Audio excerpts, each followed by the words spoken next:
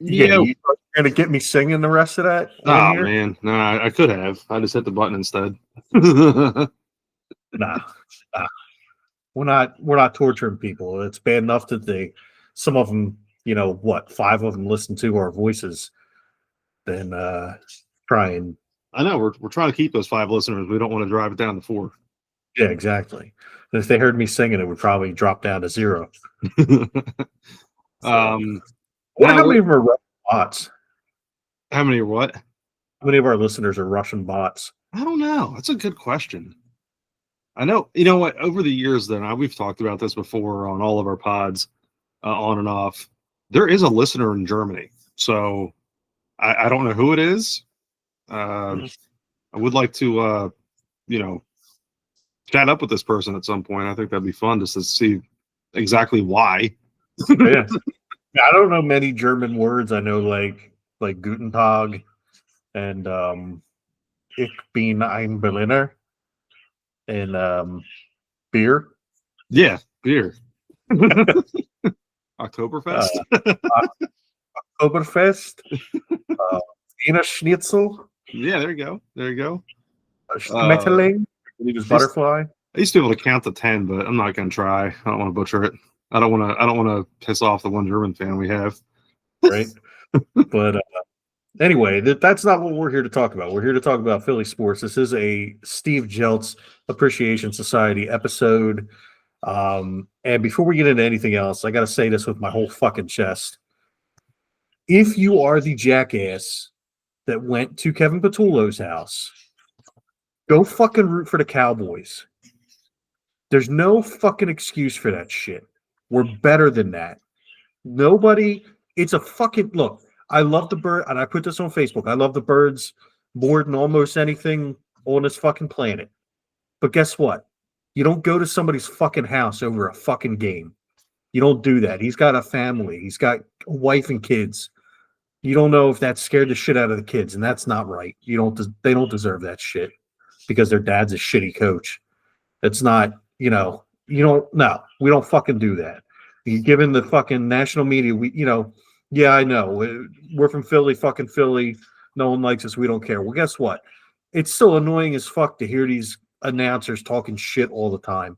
And so I'd like it if maybe we didn't show our asses and fucking give them more fodder for this bullshit.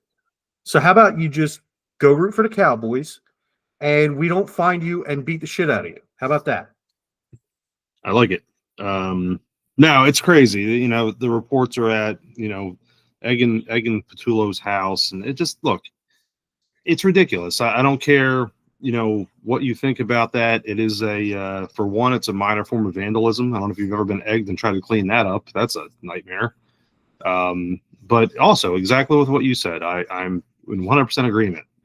That's terrifying to his family, because who knows, eggs can lead to something else, Right. and it's just, look, it, as you said, and we were talking just a few minutes ago off pod, it just gives more fodder and more credence to those people who constantly say, oh, look, Philly's showing their class again. They're the greatest fans in the world, very, very hated by the national media, very hated by, just other sports fans. But it sucks. And I don't want to, put a pun into this, but sometimes there are some bad eggs, and this is certainly a case of that. So yeah, no, I don't like to see that either, man. It's just not right. Yeah, there's just no excuse. At the end of the day, like I said, it's a game. It is a game. We love the birds. I love the birds. We all, look, we're all in this for the same reason. But at the end of the day, again, it's a game.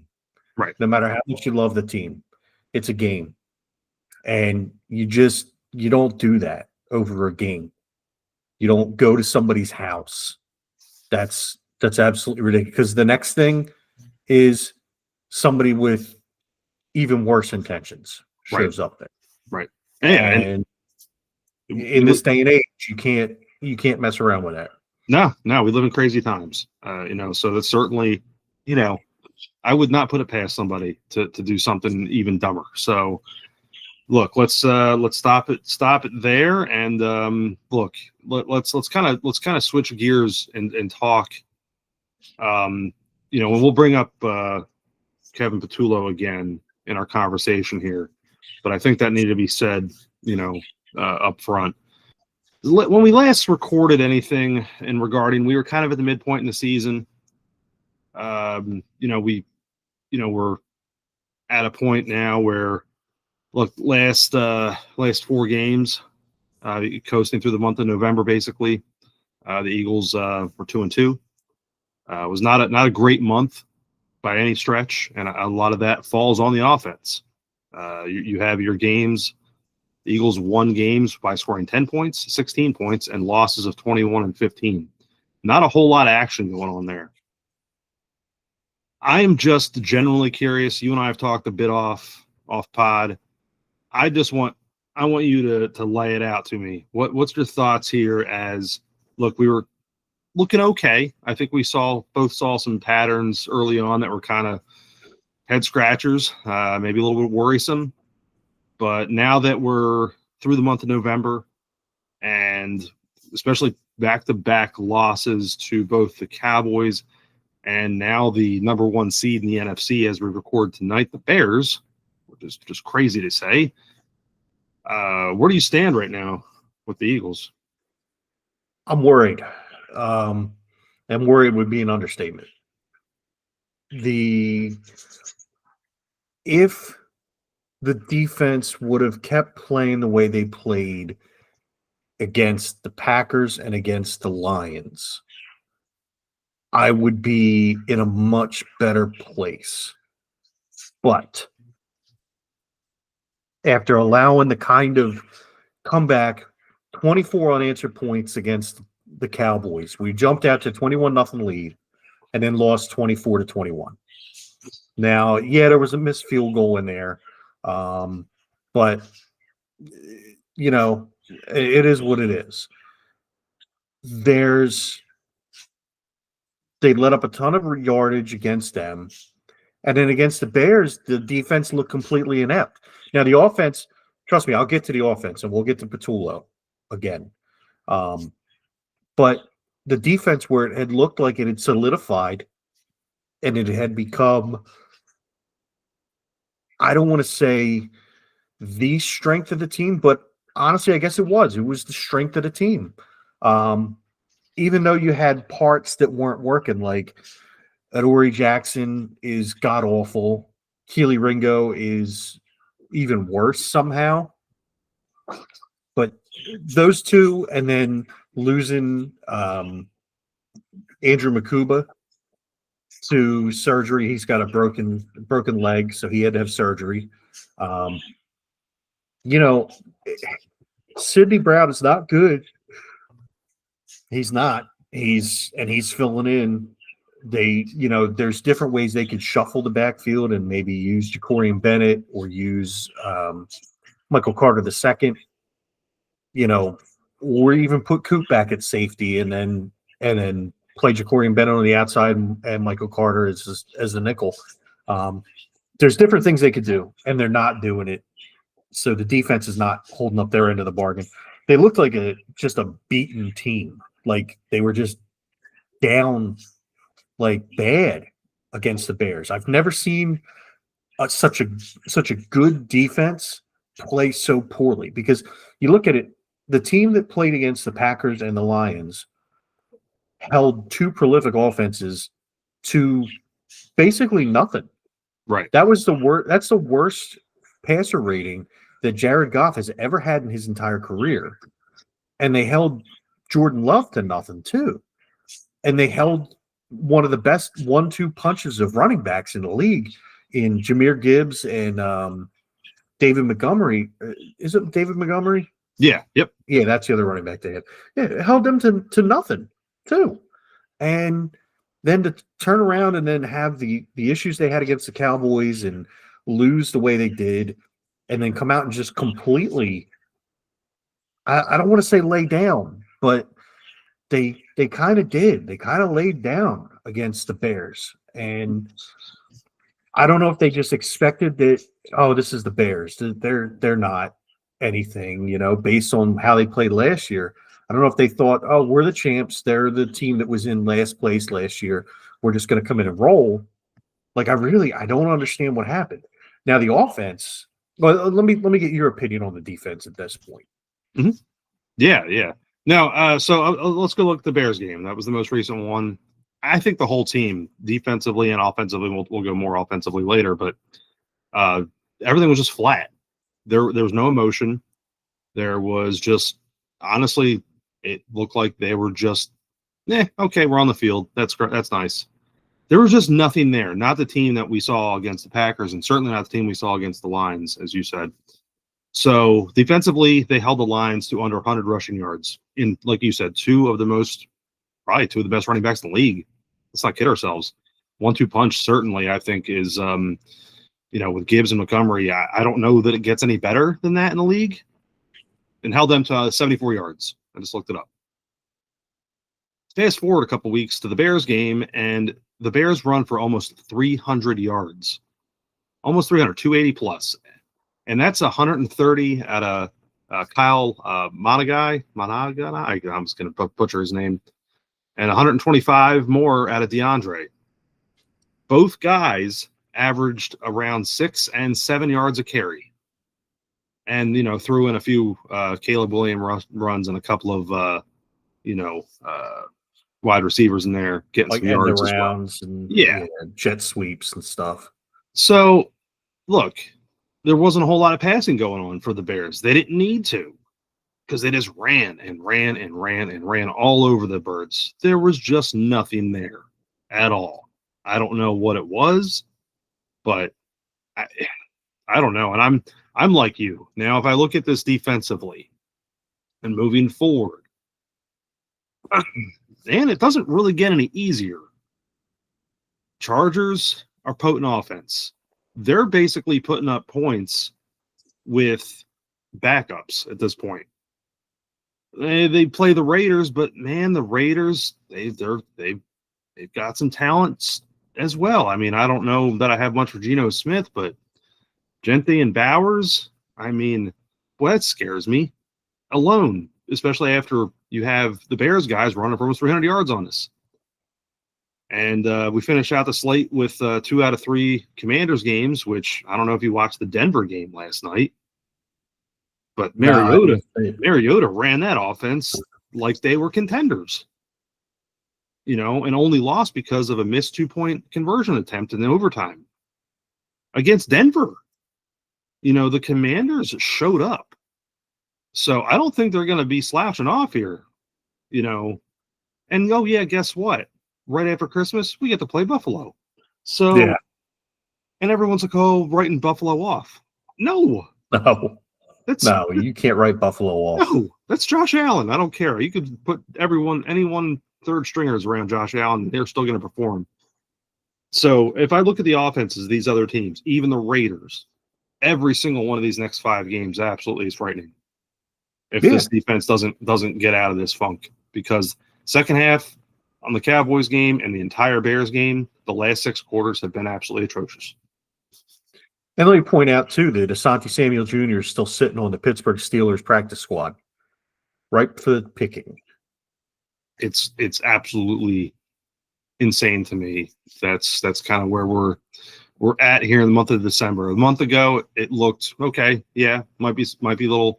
A little worried about a few things, but man, it was just kind of like, we're just gonna tighten up the bolts and whatnot, and now I don't know. And it was working. I mean, Jalen Phillips came in and was gangbusters, and then you had Moro Jomo's been playing well. The Kobe Dean came in and played.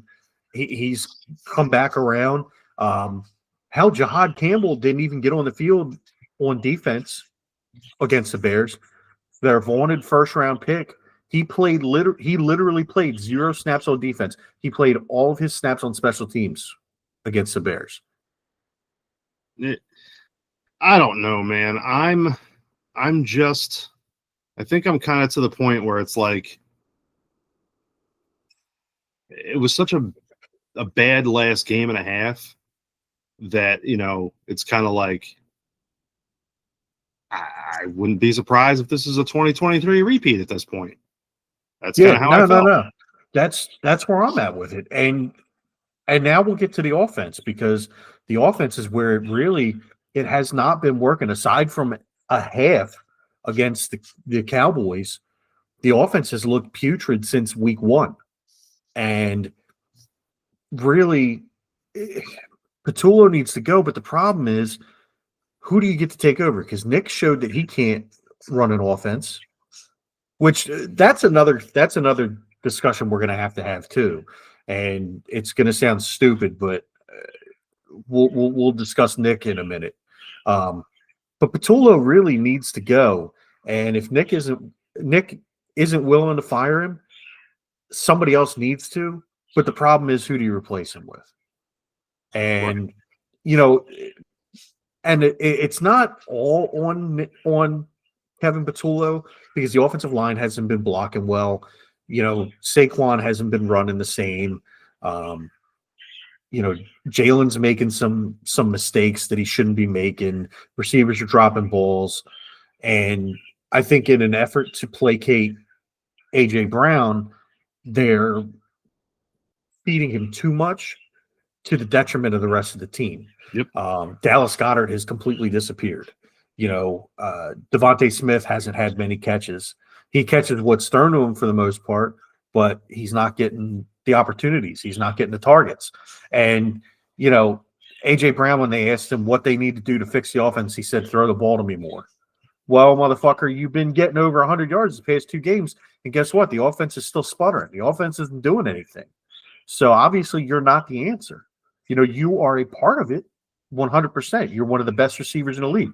And I'm not going to sit here and say you're not, but at the same time, it can't just run through you. It's a team game, man. And it's got to be the entire offense needs to step up. The line, with the injuries the line has had, and with just the inconsistent play, no wonder, Saquon's not playing the way he was last year. But at the same time, you look at Tank Bigsby, and Tank Bigsby is getting the kind of yardage before first contact that Saquon was last year. His rushing average is where Saquon was last year. And it's really, I think it's really time to start riding the hot hand and start first of all, feed the running game, because Saquon even looked good against the Bears. The Bears had one of the worst rushing defenses in the league. And instead of running the ball with one of the best running backs in the league, we just decided we were going to throw it everywhere. And you can't do that, especially on a day like that where it was all windy and everything. You gotta play to your strengths.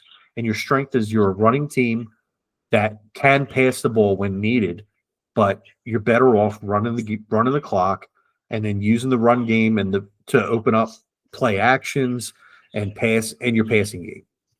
Run to establish a pass.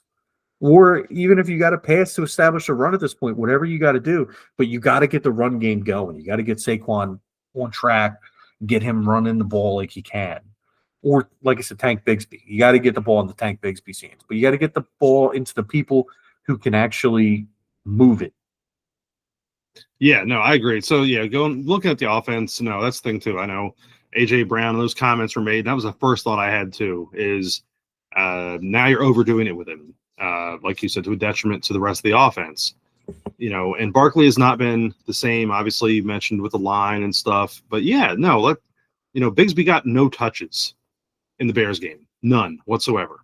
In fact, there was less than 20 carries overall between Barkley and Hurts.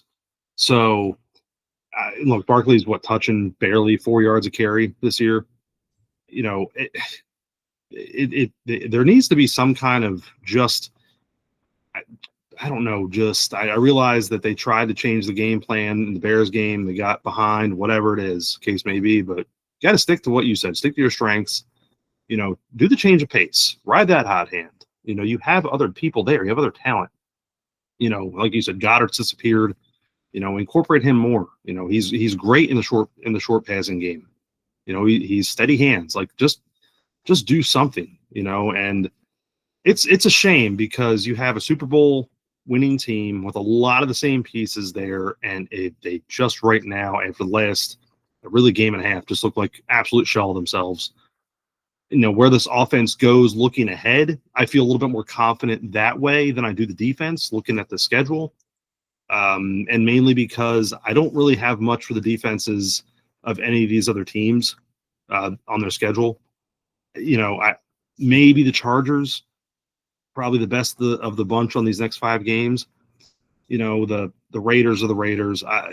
They've basically got one defender in Max Crosby. That's it. And they'll be lucky if he doesn't get suspended this next game. Right. And then the Commanders, they a lot of veteran leadership there, but I don't really have much to say for what they have to offer. And the Bills just they ride that team offensively. So I don't really have much to say. I think the offense can turn it around here if they, at least start switching it up. But if they keep the same game plan, they keep running the same plays, the same scheme, whatever they're doing, it didn't work basically the last month. So maybe you want to try something a little different. Yeah, maybe we switch it up a little bit, guys. And, the other thing too, like, don't just because AJ Brown is I'm give me the ball, I'll turn us around. We're going to win some ball games. That sort of mentality. It's a team game. Like, no, like you guys were winning plenty of games without him catching the ball in the first place.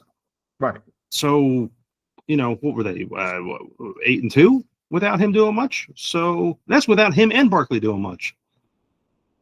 I don't know. I don't know what the fix is. Like you said, what happens if Petullo gets canned? I mean, who steps up next? We're this late in the season. I assume you just ride it out at this point, whether that's crash and burn or, mediocre way to the playoffs. I don't know what you do, Well, and that's the thing. I'm genuinely scared with the way the Cowboys have turned it on in the past few weeks. And it pains me to say this, but the way the Cowboys have turned it on in the past couple of weeks, if we don't get it turned around, they could catch us. And they make it only one team from the NFC East is making it into the playoffs. Right? Yep. And I mean, right now, let's look. I've got the playoff picture pulled up.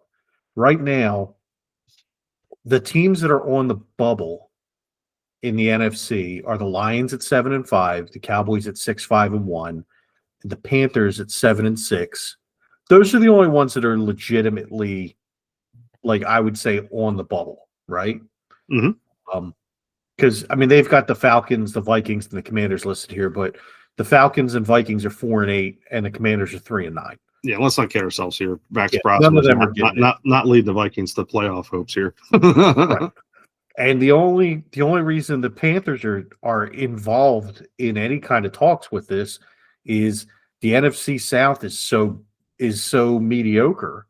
I'm not going to say bad because the teams are good.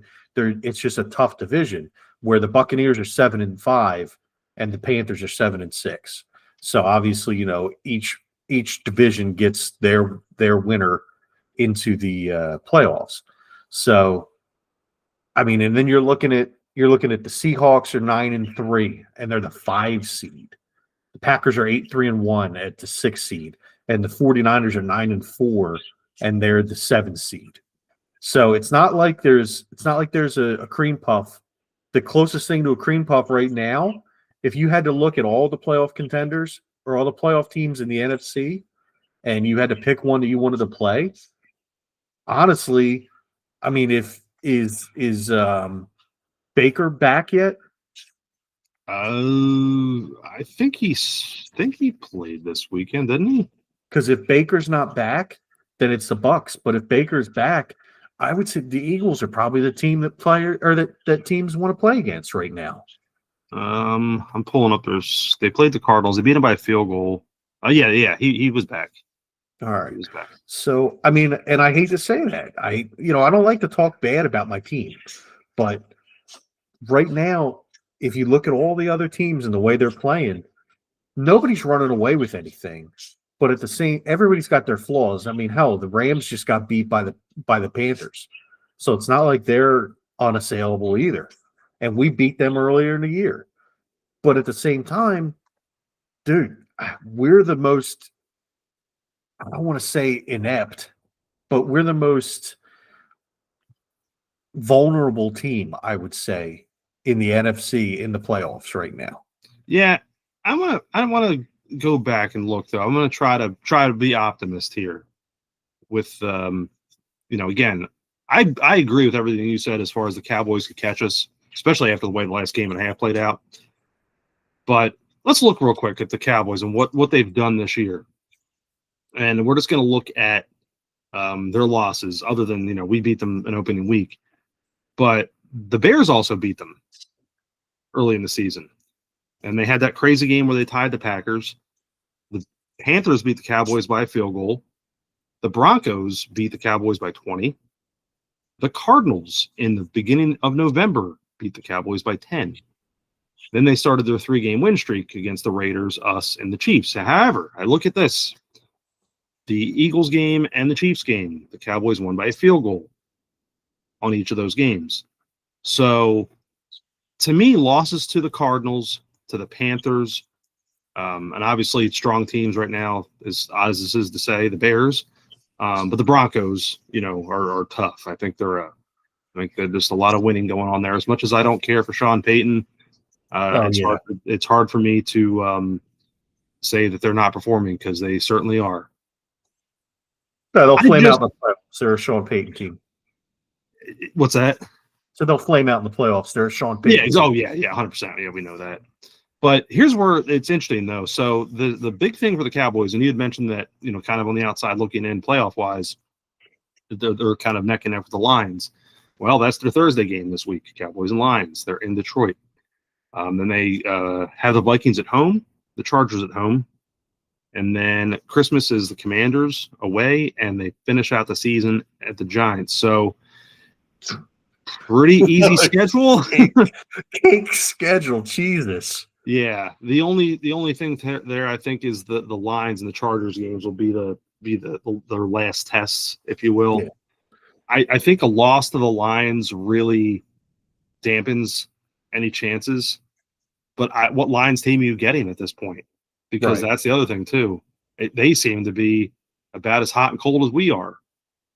As weird as that is to say, because you either have Jahmyr Gibbs that can run for 500 yards on you, or they're doing nothing.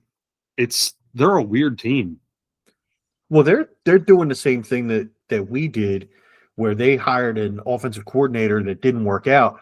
But here's the difference. Dan Campbell is man enough to admit that he made a mistake, and he took over play calling duties. Mm-hmm. He didn't fire the guy, but he said, look, you can't call an offense to save your life. Well, I'm going to take over. So, which again, we're going to talk about that in a bit here, but that's something that Nick won't do. But I'm going to finish off this thought real quick on the Lions, just to hear you think on this, because now we know the Cowboys rest of their schedule. Cowboys and Lions are kind of the ones head to head. It makes a lot of sense too with their upcoming game. The rest of the Lions schedule is pretty interesting though. They're away at the Rams, they're home with the Steelers, away at the Vikings, and then they finish out their season away at the Bears. Now, I think it's interesting because at that point, if the Bears keep winning, what do they do week 18? So I don't know. It's a lot of moving parts there. I think the Cowboys have an easier in than the Lions looking in and looking at that. But I think it really is going to, predicate itself on what happens this week. So, but yeah, let's go back to the Birds. Patullo, the offense, man, just have at it. Dude, it's so bad. It's so bad. You talk about 2023 when we had all the discord with the defense and we got rid of, well, we didn't get rid of, but we fired, or took play calling duties away from Sean Desai, gave them to Matt Patricia, right? And then we proceed to go into the playoffs and go one and done. I can see a situation where we go into the playoffs and go one and done again. I mean, I don't know if it, and it's hard for me to say because it'll be a home game. Because the only way we're going into the playoffs is as a division winner. And looking at the playoff picture, so say we go in as the 3 seed. So that means we're playing the Niners, right? Right. And the Niners are a tough team. Now, it also kind of depends on whether or not it's Brock Purdy or Mac Jones playing quarterback, because Purdy has not looked good. But, I could see a team like the Packers or the Niners or even the Seahawks. If, say, the Seahawks fall off, any one of those teams could come in and give us trouble. And hey, maybe, and I hate to say this, maybe we finish as low as 4.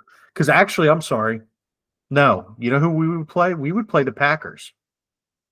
Yeah, and don't know where you're going to get with them either at this point because look, we've held our own so far this season, but they're a tough team. Yeah. It because the Rams being ahead of us, even though we have the tiebreaker on them, they've got a better record than us right now. They would match up against the Niners. We would match up against the Packers, and then the Bucks and the Seahawks would play.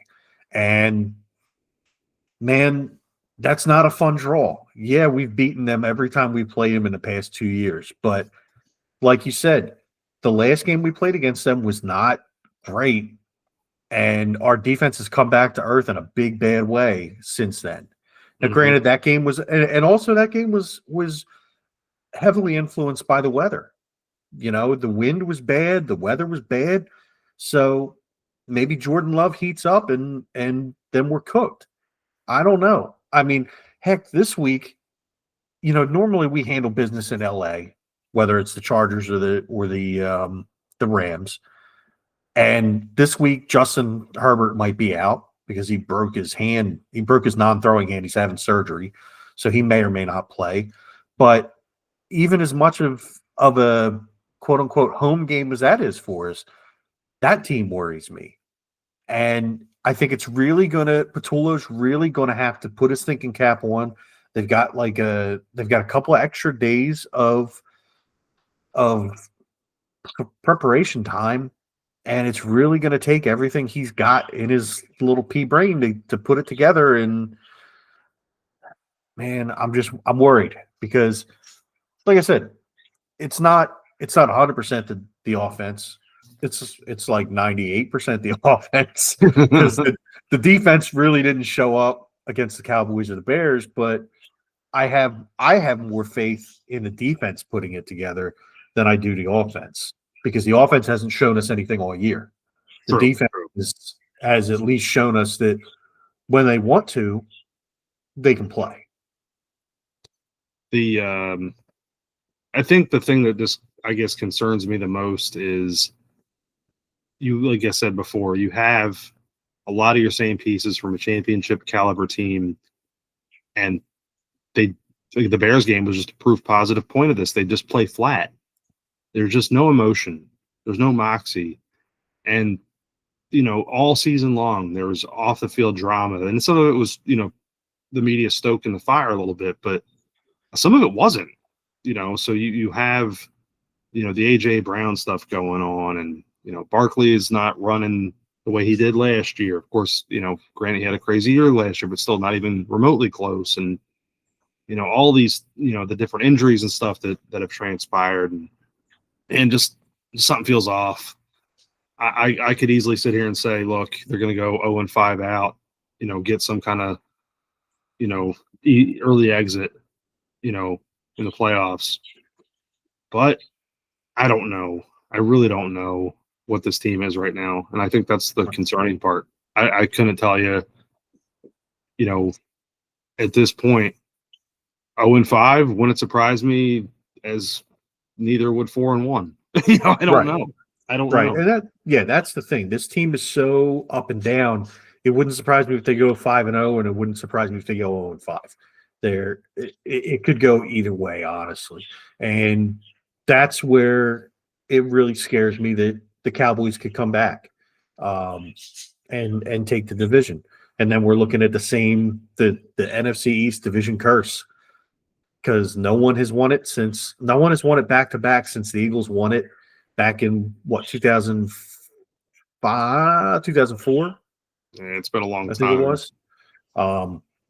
But look, at the end of the day, what it comes down to is Nick Sirianni and what kind of leader he is, what kind of coach he is.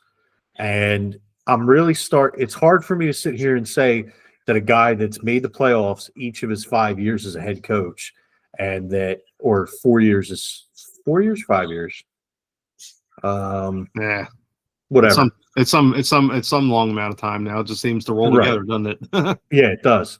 And that's made 2 of the last 3 Super Bowls and won one. It's hard for me to say he's the issue, but at the same time, sometimes I start to, when I look at the big picture, and I realize, well, he doesn't call the offense. He can't call an offense. And he's making bad decisions as far as his play callers. I don't know whose decision it was to bring Vic Fangio in, but that was a good one. And obviously, Shane Steichen was a good one. And Kellen Moore was a good one, Mm-hmm. right?